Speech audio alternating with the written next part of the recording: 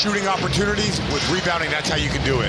Oh, man! Edgecombe. Sa isang mundong ang ingay ng tagumpay ay karaniwang nagmumula sa sentro, may mga pangarap na isinisilang sa katahimikan, sa mga lugar na tila nakalimutan ng mundo.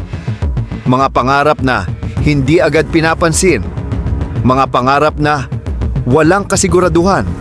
Ngunit kadalasan, ang pinakatahimik na apoy ang siyang may pinakamalakas na liyab.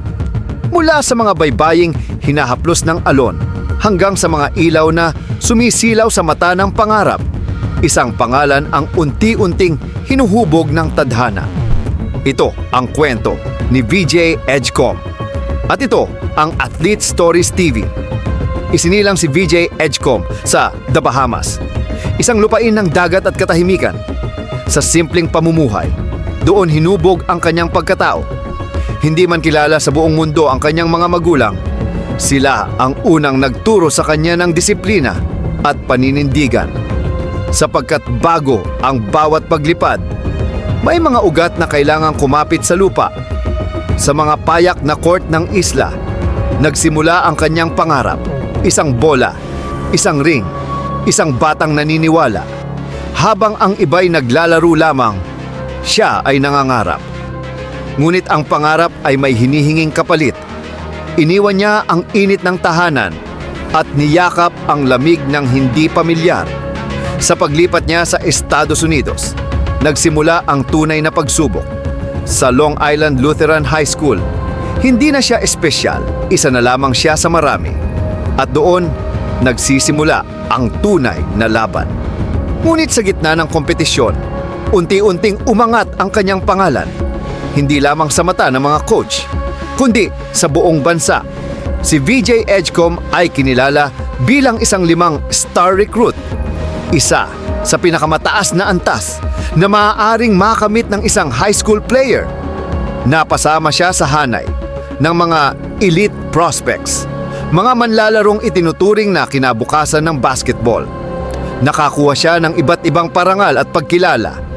Ngunit sa kabila ng mga titulong ito, hindi siya nalunod sa papuri sapagkat alam niya, ang mga bituin ay hindi sinusukat sa label, kundi sa kung paano sila magliyab sa gitna ng dilim. Sa Baylor University, mas tumindi ang laban. Dito, ang bawat manlalaro ay dating bituin, ngunit hindi lahat ay magiging araw. Sa pagpasok niya sa kolehiyo, dala niya ang bigat ng inaasahan.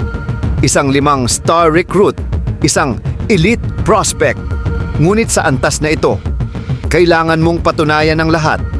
Unti-unti niyang ipinakita kung bakit siya kabilang sa pinakamahusay. Ang kanyang explosiveness, ang kanyang depensa, at ang kanyang epekto sa laro. At dito naging malinaw kung bakit siya projected top 3 pick sa NBA draft. Hindi dahil sa hype, kundi dahil sa talento, potensyal, at walang sawang pag-unlad. Dumating ang gabi ng kapalaran. Ang NBA draft, ilaw, kamera, mga pangarap na nakapila. Habang hinihintay ang kanyang pangalan, bumalik ang lahat. Ang kanyang pinanggalingan, ang kanyang sakripisyo. Pick number 3, VJ Edgecombe. Sa sandaling iyon, nagbago ang lahat. Sa Philadelphia, ang respeto ay pinaghihirapan. At bilang rookie, kinailangan niyang patunayan ang sarili. Unti-unti, naging mahalaga siya sa koponan. Napabilang sa Rookie of the Year conversations at All-Rookie discussions. At sa kasalukuyan, hindi na siya prospect, siya na ang sandigan. Binuhat niya ang Sixers patungo sa playoffs. At sa kanyang playoff debut laban sa Boston Celtics, hindi siya natinak. 30 puntos, 10 rebounds.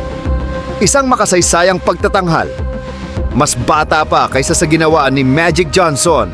Kasama na niya ngayon ang mga alamat tulad nina Tim Duncan, Hakeem Olajuwon at Larry Bird.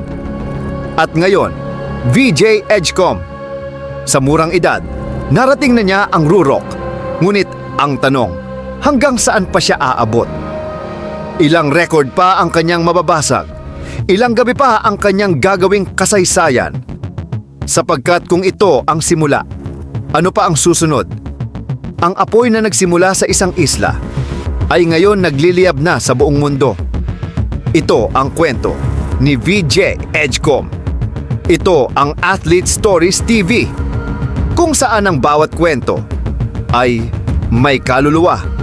Mag-subscribe at samahan kami sa pagtuklas ng mga alamat bago pa sila tuluyang maging alamat.